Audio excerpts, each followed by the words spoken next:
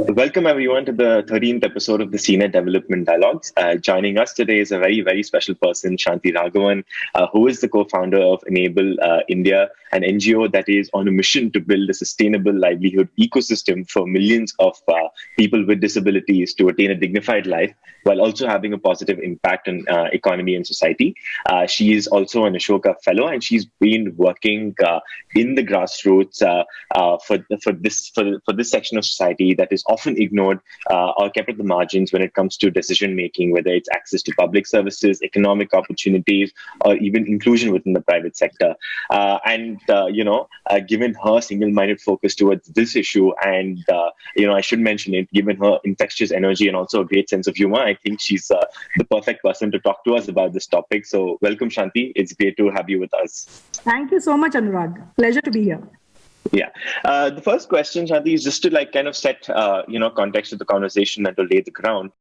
Two parts to this particular question. The first thing is, if you could give us a broad sense of the landscape of people with disabilities in India.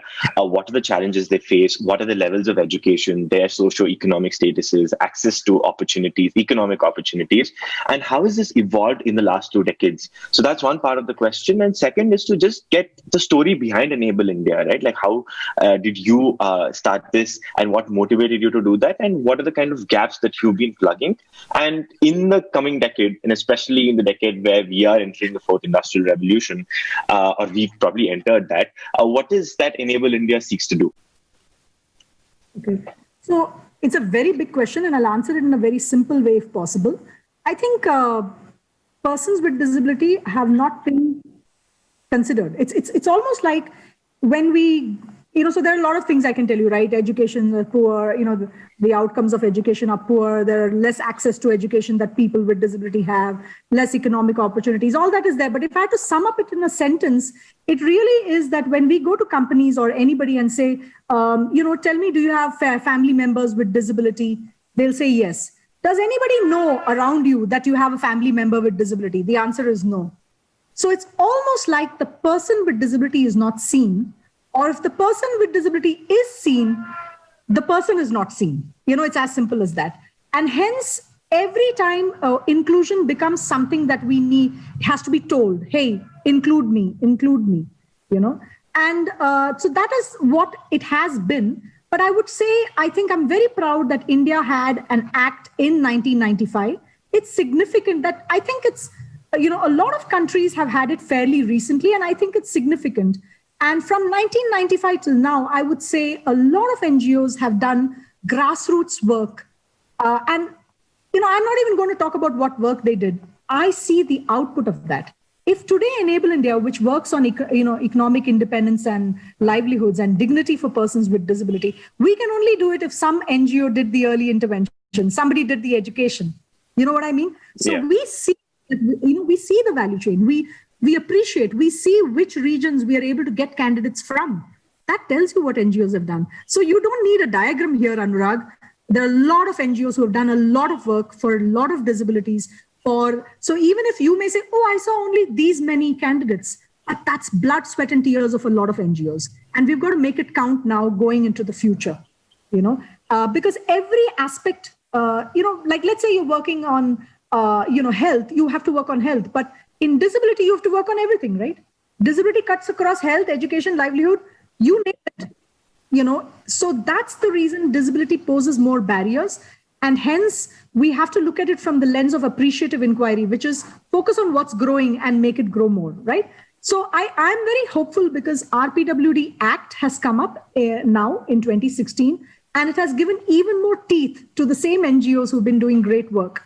And, we also have reservation in the government sector that has improved. There's a provision for the private sector to have an equal opportunity policy. So there's a lot of things that we can, shall we say, build upon, as a foundation. So I will leave it there. There's a lot I could talk about, but I hope that suffices as an answer, or would you like some more? Or that does, but also just in the coming decade, right? What is the kind of work that has to be done in a world where that's increasingly digitizing and moving towards automation? For people with disabilities, what is the work that needs to be done, say, from civil society, from governments, and from the private sector? In fact, I think it will tie up with what Enable India is doing also, right? So Enable India over the years, all we are trying to do is mainstream the livelihoods part, and that every person with disability has a choice for having a livelihood with the right solution. Now, while we are focusing on the person with disability, the truth is whatever we do for disability helps everybody else. And what we've been doing over a period of time is, because we've seen so many success stories, we are now helping to build the collectives and the ecosystem and the value chain. So if you're asking what has to be done coming forward, two things actually. The first thing is there's a lot of institutionalization that has happened, right? If the RPWD Act has happened, if there are government institutions like ISLRTC where sign languages, sign language is being done, in the ISLRTC, and many other institutions that have come up, we have to ensure that they're strengthened and they work at the capacity they should. The RPWD has to have teeth, that's what I got it. Second is that the entire ecosystem works in tandem, and Enable India has been building that. We've built collectives around different disabilities so that the entire value chain is there. That means no candidate gets dropped in the system. Okay. You don't know what to do after this. You don't know what to do after this. So in the next decade, it's actually about maximizing what is there and, amplifying the impact, doing it with digital in mind and doing it with future of jobs in mind. That's the way I look at how things have to evolve. Sure.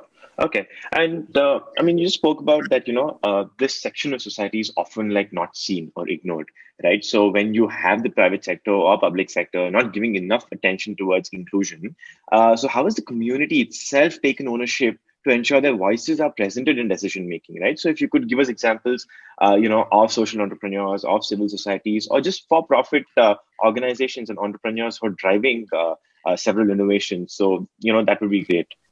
Yeah, I'm actually going to take an example of something that Enable India had created. We were trying to reach out to the rural areas, and we said, how many places can we go? So we created a rural social networking platform where you just need to use just a simple phone, and you can it's an IVR, so you can just when you join the network, you can hear different posts, you can post your own queries and things of that nature. So when we started it, we felt that the community is ready for this and that they, each person has something to offer, and we were not surprised. So what we have seen is that people with disability have been, crowdsourcing their own solutions. Skilling sometimes doesn't help them. So there was this one guy who said, listen, I've got 4 kids. I do work and I get 500 rupees per month. I can't go for skilling. What do I do to enable myself and become an entrepreneur? And somebody told him, go get a loan here, go do that. And today he's earning 5 times more. He didn't go for a Skill India, camp, whatever, a batch training. That doesn't work for everybody. There was another person who actually has influenced the community to help a person with disability. So he actually said there's a boy who has left his school because he wants to go and get surgery done for his eyes. We know that's not going to happen. I want him to go back to education. What do I do? How do I counsel him? He got a lot of answers. And then he actually did that counseling and comes back and says, guys, we got one back. He's now back in school. So that was so cool. And why I like that is because no NGO, no government institution can have all the answers. When each of us can be support to each other, that's how things will proceed. And who better to have an experience than a person with disability? I know your situation better than somebody else, right? That's what a disabled person is telling somebody else. It's amazing how we have what we call star users. So we actually have gamified it. So we have different star users who have, really contributed. And the next time they come on the platform, they're like, yeah, I'm the star user from last month. Let me tell you what I want to say this month. It's too cool. Is this the Mobile Money platform that we spoke about before? Yes. All right. Our partner is Onion Dev, and okay. They work in maternal health and many other places. It's about how you really ensure the shift in consciousness happening in the community. And there's a way we have approached it, and I think it's made a lot of difference. All right. And has this platform kind of enabled more opportunities in the sense that have people found say business opportunities? Have they gone on to doing more entrepreneurship? And how have they skilled themselves or worked through the barriers that are there outside for several entrepreneurs? Oh my God, that's funny you're saying this. There are some people, there was one, there's they're not entrepreneurs, but there's a blind musician family of around 5 folks, and they came on the platform and said, here, I feel comfortable to say this. We are musicians. Can we get gigs? And they got gigs during the Ganesh festival, and they got like 25,000 rupees doing multiple gigs. There's one guy who says, listen, I have a business. I want you to post my ad every month. So he's got that going for him, So we have different folks. So there are some people who post about jobs and others who then get jobs through that. And these are those local jobs which an organization like Enable India won't offer, because that's a unorganized sector, and we wouldn't do that, right? I mean, that wouldn't be good for an NGO to promote, but why not this way, right? If you talk about entrepreneurs, I could give example of Project Discovery. I don't know if I've mentioned that to you before. So Project Discovery is really about unleashing the entrepreneur in everybody. Every person with disability goes through barriers, and very often they come up with solutions which may help somebody else. In fact, some of them can also be productized according to us. So we actually, had a competition for the last 3-4 months saying that if you have any solution, everyday solution, technology solution, give it like a video to us, and then, we will, find a winner. How many entries would we get? 2 months, 3 months, not much time, right? We reached out to all the states, and from 25 states, we got 600 entries. And it was difficult to find the best solutions because each one was better than the other, and you cannot imagine how local the solutions were, Now I can tell you about a very simple solution and a complicated one. But for example, think of something basic like an ADHD girl who during her menstrual cycle has to use a sanitary pad, and she, it gets removed from, from her undergarment. So they've kept a pouch in which she can put it so that it doesn't come out. I mean, something very basic. It's not like rocket science, but that's what is required for that person to actually, go through a menstrual cycle properly. How do you help a child who does not have fine motor movement with a pencil? Aloo, potato ka ek size dal diya, and the pencil is around it. Now what they do is, after this kid is good at holding the pencil this way, they take a smaller aloo, a smaller potato, and then a smaller, and now the child is holding the pencil. I mean, we're like, what? Just amazing solutions. The one that won the technology solution was a very good one. And so this is like going to be productized by us. Mm-hmm. You have the two-wheeler with the extra wheels, and he has a sidecar like how you have in Sholay, Now he has made it such that 2 wheelchairs can come, 2 people can sit comfortably, a lot of other gadgets, amazing solution that he's done, and it can actually be. So, we're going to do that. So here's a local entrepreneur. I don't think he ever thought, he in fact won the first prize and he's got the money and all that. I don't think he would have thought that he would have got such a big audience, and I think ready for marketing it around the country. All right. So here there are 2 types of innovations, right? From what I understand, one is like, what we call jugaad or frugal innovations. And second is like something that can be, productized, as you said. So when it comes to these frugal innovations, one is that if you want to scale them, the best way is to like spread awareness that, these kind of things work for people, right? So what's being done to kind of amplify these ideas to more broader communities? And second, when it comes to say these kind of product innovations, how is the ecosystem set up? Is it responding to the needs of scaling these issues? And are there kind of say risk capital providers and people who are willing to assist these things? Yeah, no, very good question. So for these frugal innovations, we have had this concept that all these are assets. Data is asset. So these solutions are anyway going on the web, and we're going to make it available to a larger community. But we're also building on something called societal platform thinking, which is about how need-based people will get the solution, the job, the information at the right time for you, where you are. We are also planning to tie up with the CSCs, the Common Service Centers, so the last mile will also get reached. Yeah, but everything is an asset, and you got to treat it that way. So if we ever gave a job once to a person, that data is an asset. That can help somebody else open their mind. Oh my God, I could do this job. You know what I mean? So a lot of times information is given to you, but if it's not at the time you tend to ignore it. So we are looking at that aspect. So unleashing that digital platform thinking Don't you get that? You go to Amazon, people like you have also viewed this or about this. Yeah. It's very simple now, right? AI, ML, thoda dalo. But unless you get these assets in, unless people realize data is power, this is not going to happen. So that's the mind shift we're trying to bring, that you hold data, give it to us, and then this will happen. So why the collective becomes important. We've shown sometimes to a collective that in 10 minutes, we were able to find 60 companies and some 70 jobs for intellectually disabled. And everybody was stunned. I said, few has done one. It doesn't matter, but we got 60 in a matter of like 10 minutes. So that's the power of data. Yeah, so that's what we'll do. Coming to the ecosystem, I must say, I'm very glad to say there's a fantastic ecosystem that's come for, the startups. So you have somebody like Social Alpha that gives initial capital. They worked with big, large companies like Prosus and given challenges for that. You have Tata, which gives social impact money. We have somebody like RT Labs, where you actually can, they're available in Bangalore, where you can kind of do your prototyping and things. Then you have an accelerator, ATA, which also does, you're ready with your innovation. Now can I take it to the market? So you kind of have early stage, then you have prototyping. So we have the entire life cycle now. And you, of course, know of IITs who have very good labs available. And what we do at Enable India, we have something called EI Labs, which is doing these frugal innovations. So you can kind of see that I feel the ecosystem is developing, but I feel more money should get pumped in. There's no, like how much of a money is there? There are more innovations.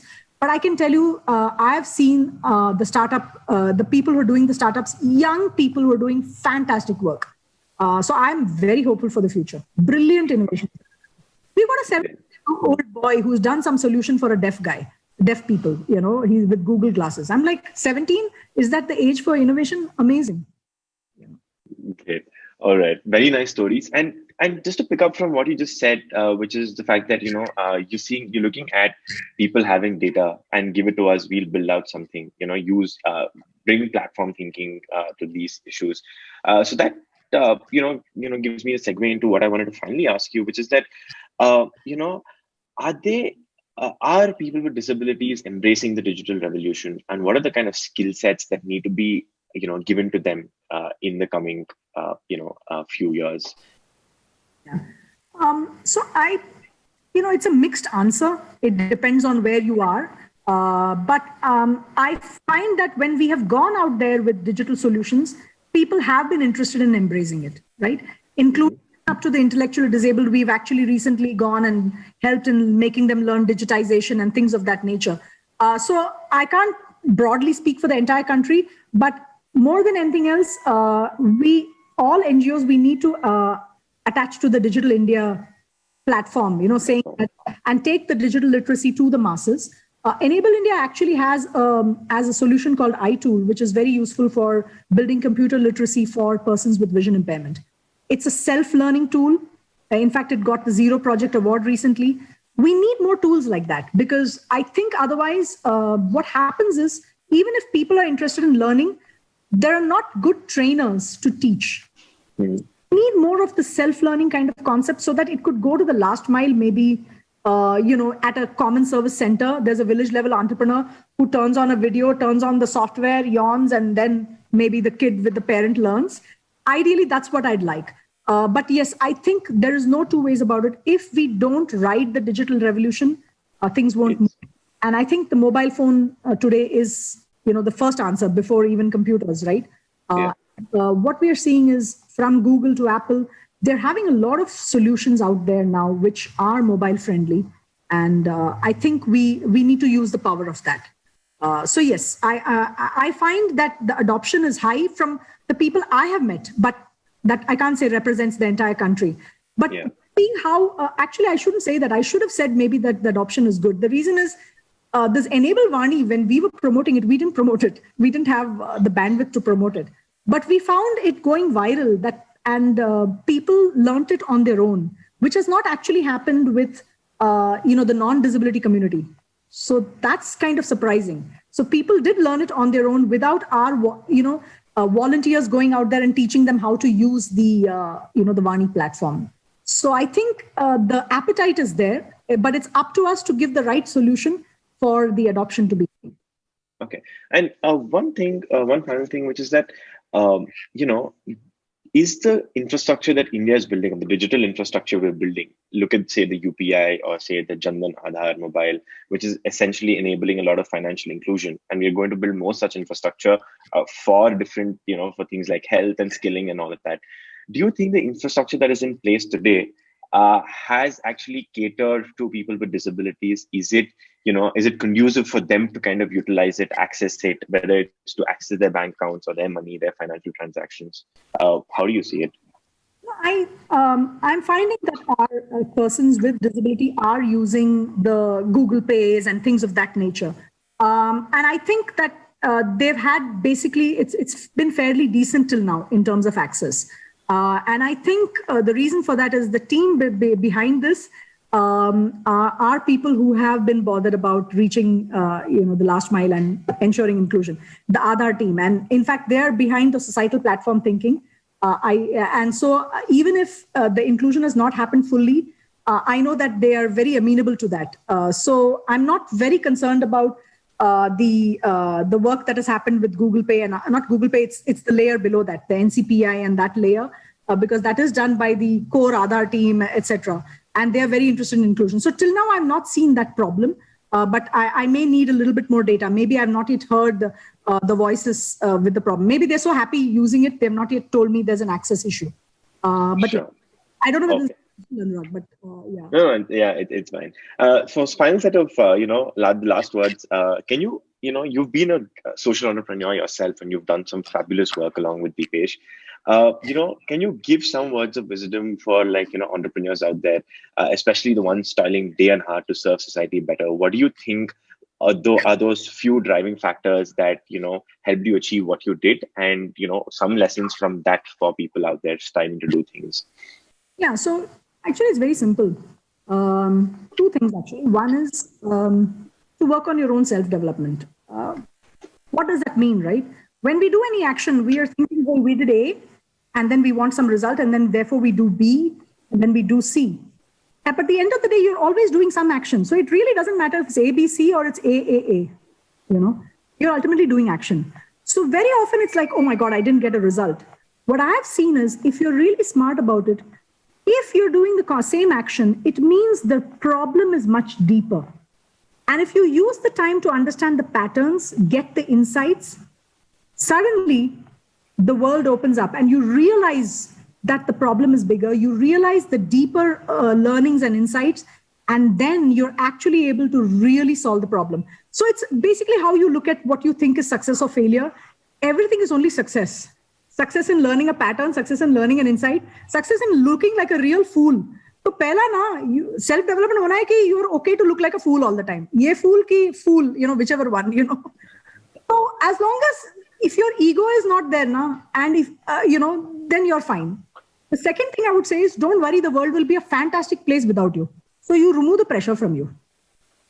मेरे बिना ये नहीं होगा नहीं, Of course, you know your responsibility, and you know that not many people are doing what you're doing. But the pressure of, oh my God, I'm Sachin Tendulkar and I have to bat every time and win 100 will only make you get out at duck, So that's the reason you've got to be very cool and think like, and it's true, the world is always a better place without you. So because you feel it's important, do it with that spirit. And if you enjoy every day and you look after yourself, like I look after myself, I enjoy every day. I'm doing something fun and exciting. My work is fun and exciting, but I'll always nourish myself. So if this is what you're going to do, then you're a lamba ghoda. If you're not going to do this, then you're in the short term and you're always like, मैं ये कर रहा हूँ, लेकिन ये नहीं हो रहा है, ये वो इतना emotional अत्याचार मत करो. Chill, Madi, and you'll do awesome work. I hope that helps. Hey, that's good. That's nice. I mean, I think I was right about, the infectious energy and the sense of humor. So that, and great talking to you, Shanti. I think, the fact that we need to look at people with disabilities as active citizens and nation builders is very important. And I think to that end, the ethos that Enable India has is great. And we really look forward to having you in future platforms at ORF and the Center for New Economic Diplomacy. Thank you for your time. Thank you so much, Anurag.